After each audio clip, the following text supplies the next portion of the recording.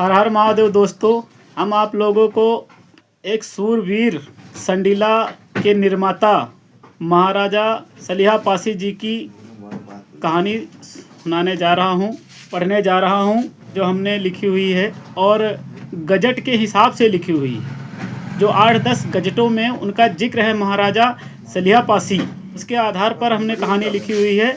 आप लोग सुनो और बताओ। राजपासी राजा कंस, अवध का शेर। अवध के सिंहासन पर एक महायोद्धा। अवध का पश्चिमी भाग, जहां आज लखनऊ, मलिहाबाद, संडीला और हरदोई अवध के सिंहासन पर एक महायोद्धा। अवध का पश्चिमी भाग, जहां आज लखनऊ, मलिहाबाद, संडीला और हरदोई फैले हैं, वहां की धरती पर एक महान योद्धा का शासन था, महाराजा कंसपासी। ये क्षेत्र कसमंडी कहलाता था, जिसका केंद्र कवलाहार था। महाराजा कंसपासी को ये राज्य उनके पूर्वजों से प्राप्त हुआ था और वो इसे अपनी वीरता और न्यायप्रियता के आगे बढ़ा रहे थे। उनकी राजधानी में एक विशाल टकसाल थी, जहां सोने चांदी की मुद्राएं ढाली जाती थी, जिससे क्षेत्र की आर्थिक स्थिति भी समृद्ध थी। 11वीं सदी का भारत, जहां विदेशी आक्रमणकारी सैयद सलार मसूद गाजी अपने इस्लामिक जिहाद के नाम पर हिंदुस्तान को रौंदता हुआ बढ़ रहा था। कन्नौज के राजा ने धर्म त्याग कर आत्मसमर्पण कर दिया, परंतु अवध में उसे टक्कर देने के लिए खड़ा था एक महावीर राजपासी राजा कंस। ये कहानी है उसके संघर्ष, बलिदान और शौर्य की, जिसने गाजी की सेना को पहली बार हिलाकर रख दिया था। अंधेरी रात, कसमंडी का किला एक भव्य किला, इसमें राजा कंसपासी अपनी सेना के साथ युद्ध की रणनीति बना रहे होते हैं। अभी सेनापति आक्रोश में कहता है कि महाराज, गाजी की सेना हमारे किले के बाहर डेरा डाल चुकी है। इसकी मंशा साफ है कि अवध को रौंद कर यहाँ इस्लाम का परचम लहराना। राजा कंसपासी धधकती आंखों कहते हैं, गाजी समझता है कि अवध कन्नौज की तरह झुक जाएगा। उसे नहीं पता कि यहाँ राजपासी राज करते हैं। मर सकते हैं लेकिन झुक नहीं सकते हैं। सेना में उत्साह भर जाता है। सैनिक तलवारें निकालकर हुंकारे भरते हैं। पहली लड़ाई उन्नाव संडीला में होती है। युद्ध भूमि पर राजा कंस की सेना मोर्चा संभाले हैं। गाजी की विशाल सेना तेजी से बढ़ रही होती है। गाजी का सेनापति सैयद हातिम घोड़े पर चढ़ते हुए कहता है, राजा कंस, तेरी छोटी सी सेना हमारी विशाल ताकत के आगे कुछ भी नहीं है। अगर जिंदगी चाहता है तो कलमा पढ़ और इस्लाम कबूल कर। राजा कंसपासी जोश में कहते हैं, हिंदुस्तान की धरती पर खड़े होकर तू हमें इस्लाम कबूल करने को कह रहा है? जा पहले अपनी कब्र खुदवा ले। कंस की सेना हर हर महादेव के नारे जयकार के साथ आक्रमण करती है। भयंकर युद्ध होता है। तीरों की बारिश, तलवारों की टकराहट और चीख पुकार से मैदान गूंज उठता है। अंततः सैयद हातिम और खातिम मारे जाते हैं। गाजी की सेना पीछे हटती है।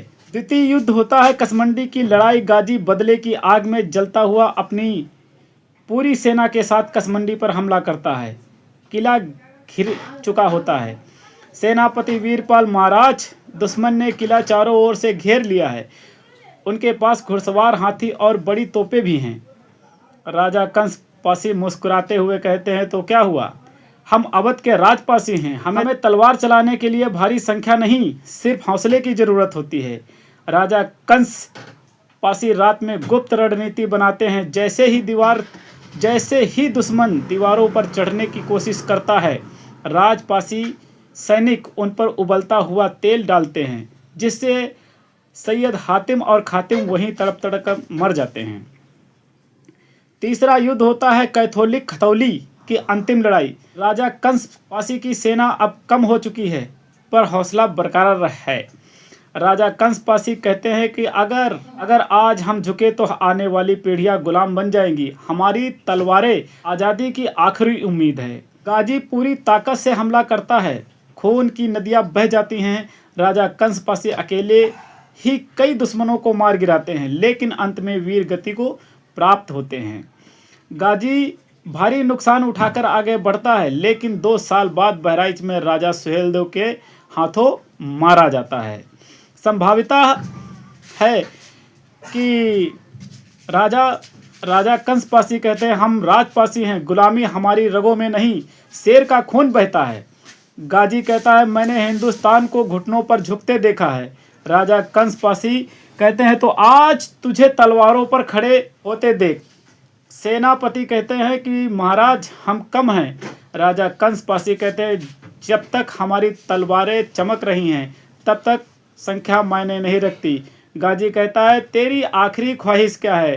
राजा कंसपासी कहते हैं कि तेरे जैसा कायर हिंदुस्तान की धरती पर दोबारा कदम न रख सके। राजा कंसपासी कहते हैं कि शेर जब सो जाता है तो लोग उसे मरा समझ लेते हैं, पर जब राजपासी जब मरते हैं तो इतिहास बन कर मरते हैं। सलीपासी, मलिहापासी और सलिहापासी प्रतिशोध। महाराजा कंसपासी के दो पुत्र मलिहापासी और सलिहापासी अपने पिता की शहादत का प्रतिशोध लेने के लिए आगे आए। मलिहापासी ने मलिहाबाद बसाया और सलिहापासी ने संडीला को अपने शासन का केंद्र बनाया। साल 1199 ईस्वी में 1332 ईस्वी तक जब भारत के गगन में विदेशी आक्रांताओं की तलवारें लहराने लगी थी, तब संडीला और मलिहाबाद की धरती पर महाराजा कंसपासी के दोनों पुत्र मलिहापासी और सलिहापासी अपने शौर्य की कहानी लिख रहे थे। ये कथा है उन राजकुमारों की जिन्होंने अलाउद्दीन खिलजी और सैयद मखदूम की विशाल सेना को धूल चटा दी थी। महाराजा मल्लीपासी और महाराजा सलीपासी की वीर गाथा। एक संडीला दुर्ग सभा मंडप, एक विशाल सभा लगी है। राजा सलिहापासी अपने सिंहासन पर बैठकर मंत्रियों और सेनापतियों के साथ युद्ध रणनीति बना रहे होते हैं। बाहर नगाड़ों की गूंज हो रही है, युद्ध का आह्वान हो चुका है। सेनापति घबराए स्वर में कहता है महाराज, दिल्ली के सुल्तान नसरुद्दीन शाह ने सैयद मखदूम और अलाउद्दीन खिलजी को अवध जीतने भेजा है। उन्होंने कई राज्य जीते हैं और कई राजा उनके सामने झुक गए हैं। अब वे संडीला की ओर बढ़ रहे हैं। महाराजा सलिहापासी गरजते हुए कहते हैं पासी झुकते नहीं टूट जाते हैं। जो अपनी मातृभूमि की रक्षा न कर सके वो राजपाट का हकदार नहीं। जाओ उस खिलजी को कह दो कि संडीला का सूर्य अस्त नहीं होता है, वो अपनी काली रातों को लेकर वापस चला जाए। सभा में जयघोष गूंज उठता है। राजा सलिहापासी की जय। युद्ध का मैदान, संडीला की भूमि, मटमैले आसमान के नीचे हजारों सैनिकों की टकराहट से धूल का बादल उठ रहा है। एक ओर पासी वीर जिनकी आंखों में आग और दूसरी ओर अलाउद्दीन खिलजी की विशाल सेना। तलवारें टकरा रही हैं, तीरों की बौछारें हो रही हैं। अलाउद्दीन खिलजी गुस्से में कहता है ये संडीला का राजा समझता क्या है। हिंदुस्तान के कई राजा मेरे आगे सिर झुका चुके हैं और ये मुट्ठी भर सैनिक लेकर मुझसे लड़ने आया है। सलिहापासी तलवार उठाते हुए कहते हैं अलाउद्दीन, इतिहास गवाह है कि तलवार की धार पर राज नहीं चलता, बल्कि दिलों पर राज करने वाला ही सच्चा सम्राट होता है। यह संडीला है, यहाँ की मिट्टी में शेरों का खून दौड़ता है। अचानक राजा सलिहापासी अपने घोड़े पर से कूदते हैं और अपनी सेना के बीच जाकर गरजते हैं। सलिहापासी जोरदार आवाज में कहते हैं वीरों, यह युद्ध हमारी मातृभूमि की रक्षा का है। जो आज रण छोड़कर भागेगा उसकी आने वाली पीढ़ियां उसे कायर कहेंगी। तलवारें निकालो और इन आक्रमणकारियों को दिखा दो कि संडीला की मिट्टी अभी भी लाल होगी, लेकिन किसी दुश्मन के झंडे से नहीं बल्कि उनकी खुद की लाशों से। सेना में जोश भर जाता है और पासी सैनिकों के भाले खिलजी के घुड़सवारों को चीरते हुए आगे बढ़ रहे होते हैं। महाराजा मल्लीपासी का आगमन, रणभूमि में धूल के बीच में एक और सेना आती दिखाई देती है। ये महाराजा मल्लीपासी हैं जो मलिहाबाद से अपनी सेना के साथ युद्ध में शामिल होने आए हैं।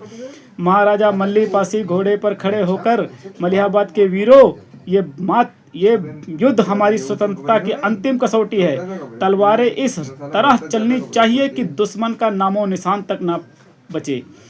पासी सेना का प्रक्रम देखते ही बनता है। लड़ाई इतनी भीषण होती है कि अलाउद्दीन खिलजी की सेना में भगदड़ मच जाती है।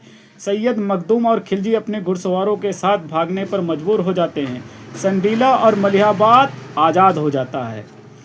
महाराजा सल्ली पासी दुश्मनों से घिरे हुए हैं, लेकिन उनके चेहरे पर अटूट साहस है। घायल होने के बावजूद वे तलवार उठाते हैं और अंतिम वार करते हैं। सल्ली पासी आकाश की ओर देखते हुए कहते हैं, माँ भारती, आज मैं तेरे चरणों में अपने प्राण अर्पित करता हूँ। संडीला आज भी स्वतंत्र है और जब तक पासी रक्त की आखिरी बूंद इस मिट्टी में बहती रहेगी तब तक ये तंत्र ही रहेगा। एक अंतिम चीख के साथ वे रणभूमि में गिरते हैं, लेकिन उनके चेहरे पर विजयी मुस्कान होती है। दूसरी ओर महाराजा मलिहापासी संडीला की आज़ादी का झंडा लहराते हैं। संडीला और मलिहाबाद की गलियों में जश्न का माहौल है। लोग सड़कों पर निकलकर महाराजा सलिहापासी अमर रहे और महाराजा मल्लीपासी की जय के नारे लगा रहे होते हैं। महाराजा मल्लीपासी जनता को संबोधित करते हुए कहते हैं, आज हमने दिखा दिया है कि हिंदुस्तान की मिट्टी को गुलामी की जंजीरों में बांधा नहीं जा सकता। जब तक हमारी रगों में स्वाभिमान का खून दौड़ता रहेगा तब तक कोई आक्रमणकारी हमारी धरती को नहीं झुका सकता। ये सिर्फ एक युद्ध नहीं था, यह पराक्रम और स्वतंत्रता की गाथा थी जो इतिहास के पन्नों में अमर है और अमर रहेगी। हर हर महादेव। अच्छा लगे तो शेयर जरूर करना। पासी।